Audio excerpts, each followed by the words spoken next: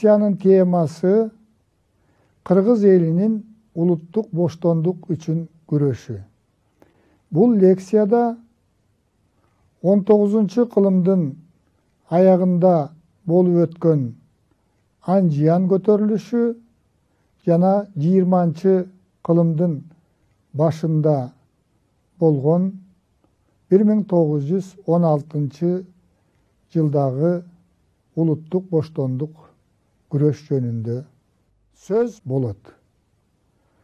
Анжиян көтөрүлүшү тарыхта 19-кылымдын акырында Орта Азияда болуп өткөн чоң көтөрүлүш катарында эсептелет. Бул көтөрүлүштүн негизги себеби Россия империясынын Орта Азияда, анын ичинен Кыргызстанда жүргүзгөн колониялык саясаты болгон. Көтөрүлүш 1898 жылы 17 май күнү Анжиян шаарынан анчалык алыс эмес жерде жайгашкан Миңдөбө кыштагында башталган. Көтөрүлүштү Мадали Дүкчү Эшен деп аталган белгилүү дин кызматкери жетектеген. Ал карапайым үй бүлөдө туулуп чоңойгон. Анын атасы ийик жазуу боюнча уста болгон. Бул өнөрдү Мадалида үйрөнүп, ушуга байланыштуу аны Мадали Дүкчү же болбосо ийикчи Эшен деп атаган. Ажыга барып келген бул адам өзүнүн билим деңгээли менен Кадыр-Баркка жетишип, анын сөзүн ошол чөлкөмдө жашаган адамдар жакшы уккан. Көтөрүлүштүн идеялык жактан жетекчиси Кыргыз элинин Дөөлөс уруусунан чыккан Зияддин Максым уулу деген адам болгон. Ал өз заманынын билимдүү адамы катарында эсептелген. Кудаяр хандын буйругу боюнча Кокон хандыгынын тарыхын жазган. 17 май күнү Миңдөбө айылына 200дөн ашык адам чогулуп, алар Россиянын колониялык саясатын айыпташып, эзүүдөн кутулуш үчүн көтөрүлүшкө чыгууну чечишкен. Көтөрүлүшчүлөр экиге бөлүнүп, анын бирин Мадали Дүкчү Эшен, экинчисин Зияддин Максым уулу жетектеп, Анжиян шаарына бет алган.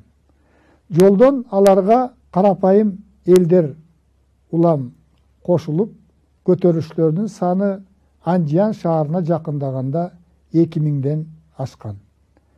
Көтөрүлүшчүлөр жолдогу телеграф зымдарын кезип салышкан. Анжиян шаарында жайгашкан орус армиясынын 2 ротасына түнкү саат 3 кол салган. Бирок көтөрүлүшчүлөрдүн куралы өтө жөнөкөй, негизинен сойул, айры, чокмор, эски кылыч жана башкалар болгон. Өтө жөнөкөй куралданган көтөрүлүшчүлөрдүн чабуулун токтотуу орус аскерлери үчүн анчалык кыйынчылыкка турган эмес. Түнкү салгылашта орус аскерлери тарабынан 20дан ашык адам курман болгон. Ал эми көтөрүлүшчүлөр тарабынан 100дөгөн адам окко учуп, чегинүүгө аргасыз болгон. 2 күндөн кийин 20 майда Мадали Дүкчү Эшен Анжияндан 90 километр алыстыктагы Чарбак деп аталган кыштактан колго түшкөн. Бирок Анжиянда башталган көтөрүлүш токтолбостон Фергана чөлкөмүнө тараган. Бул көтөрүлүшкө Анжиян, Маргалан, Ош, Наманган уездеринин карапайым эли жигердүү катышкан. Мисалы, Ош уездине караштуу Ноокат жергесинде дагы адамдар чогулушуп, аларды Омурбек Датка аттуу белгилүү адам жетектеген. Бирок булардын даярдыгы жөнүндө орус бийлигине белгилүү болуп калып, Омурбек Датка 53 адам менен камакка алынган. Кийин Омурбек Датка Сибирге сүргүнгө айдалгандыгы жөнүндө тарыхый маалымат бар. Суусамыр болуштугуна караган Кетмен төбөнүн эли дагы бул көтөрүлүшкө катышкан. Бул көтөрүлүштү Кетмен төбөдөн чыккан Шадыбек Шергазы уулу, ага жардамчы катарында Үмөталы Багышбек уулу жетектеген. Кетмен төбөдөгү көтөрүлүштөрдү басуу үчүн бир рота, тагыраак айтканда 100дөн ашык аскер жөнөтүлгөн. Орус аскерлери Кетмен төбөдөгү көтөрүлүшчүлөрдү басып, 50дөн ашык адамды камакка алып, аларды Наманганга айдап келген. Кетмен төбөдөгү көтөрүлүштүн башчысы Шадыбек өмүр бою Сибирге айдалууга кесилген. Анын жардамчысы Үмөталы 20 жылга каторгага кесилген. 54 адам 7 жылдык мөөнөт менен Сибирге сүргүнгө айдалмак болгон. Кетмен төбөдөн Сибирге айдалгандардын ичинде 7 жылга кесилген 34 жаштагы кыргыз элинин улуу акыны Токтогул Сатылганов дагы болгон. Анжан көтөрүлүшү бирдиктүү жетекчиликтин жоктугунан, бытыранды болгондуктан күчтүү Россия империясынын аскерлери тарабынан басылган. 777 адам камакка алынган, алардын 415 соттолгон. Мадали жетектеген баштаган 22 адам даргага асылган. 215 адам 20 жылдык мөөнөткө Сибирге айдалган. 147 адам 7 жылдык мөөнөт менен сүргүнгө айдалган. Көңүл бура турган нерсе, сүргүнгө айдалгандардын 130-у кыргыздар болгон. 52-си өзбек улутундагылар, 13-ü уйгурлар, 4-ü түрк болгон. Ушундан улам Анжан көтөрүлүшүнүн негизги кыймылдаткыч күчү кыргыздар болгон деп айтсак болот. Көтөрүлүш башталган Миңдөбө кыштагы толук өрттөлгөн. Кийинчерээк бул жерге орус кыштагы пайда болгон. Совет доорунда бул кыштак Ленинский кыштагы деп аталган. Азыркы мезгилде бул кыштак Асеке кыштагы деп аталып, Өзбекстанга карайт. Жеңилгенине карабастан, Анжан көтөрүлүшү падышачылык Россиянын Түркстандагы колониялык саясатына багытталган боштондук үчүн күрөш болгон. Элдин эркиндикке умтулуусу ойгонуп, күч ала баштаган. Экинчи зор чоң көтөрүлүш 1916 жылы болуп өткөндүгү тарыхта белгилүү. 20 кылымдын башында падышачылык Россия Түркстандагы колониялык саясатын мурдагыдан да күчөткөн.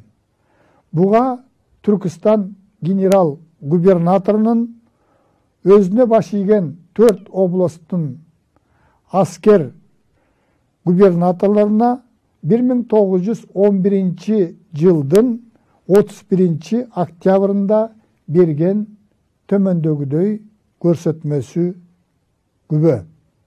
Бул материал архивде сакталып турат. Жергиликтүү эл бизди келечекте орус дыйкандарынын ишин жасай турган материал катары кызыктырат. Ошондуктан аларга бүт орустарды сыйлоо керектигин канына сиңирүү керек. Эгерде кимде ким баш ийгиси келбесе, жеринен ажырап ачарчылыктан өлөт же Россия алар менен кош айтышат. Бул Түркістанды башкарган генерал-губернатордун өзүнө баш ийген областтык аскер губернаторуна 1911 жылы 31 октябрда берген көрсөтмөсү. Падыша өкмөтү колониялык саясаттын негизи катары Түркістанды орусташтырууга өзгөчө көңүл бурган. Россиянын болболдук бөлүгүнөн Түркістанга дыйкандарды көчүрүүгө чоң каражаттар бөлүнгөн.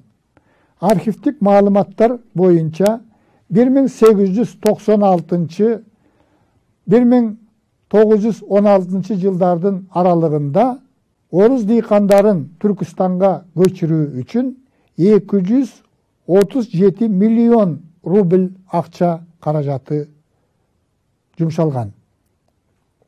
Биз алдыңкы лекцияларда белгилегендей, Түркістандагы айдоого жарактуу, дыйканчылыкка жарактуу жерлердин көпчүлүгү Россиядан келген дыйкандарга бөлүштүрүлүп берилген. Өзүнүн жерин, менчигин сакташ үчүн орус дыйкандары колуна курал алууга жөндөмдүү дыйкандардын бардыгы курал жарак, бататар, мынтыктар жана ок-дары менен камсыз болгон. Укук үчүн күрөшкөн жергиликтүү элдин өкүлдөрүн атып салган фактылар дагы кездешкен. Токмок уездинин начальниги майор Загряжский Түркістанские ведомости деп аталган журналга ачык эле биз кыргыз атын өчүрөбүз, тарыхтын тагдыры ушундай деп жазган. Падыша өкмөтүнүн Кыргызстандан кыргыздарды тазалоо саясаты ачык эле жүргүзүлө баштагандыгына аргументтер менен фактылар күбө. 1914 жылы башталган биринчи дүйнөлүк согушка Россия империясы да катышкан. Бирок фронттогу абалы начар болгондуктан абалды оңдош үчүн ал өзгөчө колонияга айланган элдерди эзүүнү күчөткөн. Согуш башталгандан тартып эле Түркістандын эли дагы фронтко мүмкүн болушунча жардам берген. Фронттун мукташтыктары үчүн жылкыларды, азык-түлүктү, кийим-кечени, акчалай жардамдарды жөнөтүп турган. Фронттогу абал татаалдашып кеткендиктен Россия падышасы 1916 жылы 25 июнда согуштук коргонуу жумуштарына Түркістан элдеринен аскерге алуу жөнүндө жарлыкка кол койгон. Бул жарлык боюнча Түркістан генерал-губернаторлугуна караган 4 облустан элдин санына жараша 19 жаштан 43 жашка чейинки адамдарды аскерге алуу белгиленген. Бул Түркістандын элинен жазалган биринчи аскердик чакыруу болгон. Биринчи чакыруу болуп аткандыктан падыша өкмөтү жергиликтүү элдердин арасына түшүндүрүү иштерин кеңири жүргүзсө болмок. Бирок мындай буйрук түшүндүрүлсө эле буйрук катарында жергиликтүү бийлик өкүлдөрүнө таңууланган. Жергиликтүү бийлик өкүлдөрү, уездин начальниктери, болуштуктар, айылдарды башкарган старчындар тарабынан аскерге жөнөтүү үчүн тизмелер түзүлө баштаган. Тизме түзүүдө жергиликтүү бийлик тарабынан дагы адилетсиздик жүргөн. Колунда бар адамдар, байлар, бийликке аралашып жүргөндөр өзлөрүнүн балдарын, өзлөрүнүн жакын туугандарын тизмеге киргизбей, тизмеге кедей кембагалдардын балдары түшкөн. Нааразычылык негизинен ушундан башталат. Түштүк жергесинде, Фергана чөлкөмүндө naaразы болгон адамдар болуштар түзгөн тизмени жок кылууга, тизмени адилеттүү түзүү талаптары менен чыгып, болуштун кеңселерине кол сала баштаган. Айта кете турган нерсе, адегенде эл тизмелердин адилеттүү түзүлүшүн талап кылуу чечимдери менен чыккан. Кыргызстандын түштүгүндөгү көтөрүлүштүн башталышын жана жүрүшүн иликтеген окумуштуулар Кыргызстандын түштүгүндө көтөрүлүш локалдуу мүнөздө чаржайып жүрүп, негизинен адилетсиз түзүлгөн тизмелерди жок кылууга багыттагандыгын айгинелейт.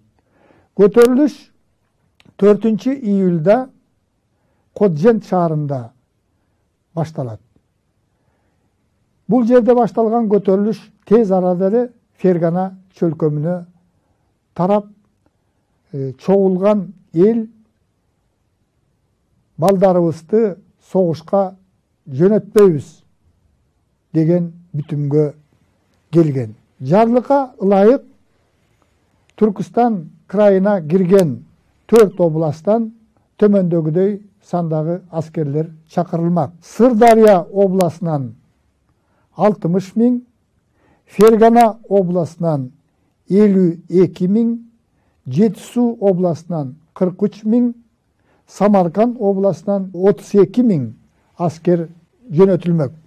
Жер-жерде элеги көтөрүлүштөрдүн дагы стихиялуу болгону менен ар кайсы жерлерде ал көтөрүлүштүн жетекчилери болгон. Мисалы, Ферганадагы Наманган уездиндеги көтөрүлүштөрдү Таласпай Алыбаев жетектеген. Кетмен төбөдө, Чаткалда, Тогуз Тородо чыккан көтөрүлүштөрдүн дагы өздөрүнүн жетекчилери болгон. Ош уездинин эли адегенде Сулайман тоонун этегине 10 000дей адам чогулуп, Россиянын колониялык саясатын айыптап, балдарын аскерге бербейбиз деген чечимге келген. Көтөрүлүш өзгөн жергесинде дагы болгон. Август айында боштондук үчүн көтөрүлүш Кыргызстандын түштүгүнүн бардык аймактарын камтыган. Бирок биз жогоруда белгилегендей, түштүктөгү көтөрүлүш негизинен адилетсиздик менен түзүлгөн тизмелерди жок кылууга, колониялык режимдин күч алышын токтотууга багытталган.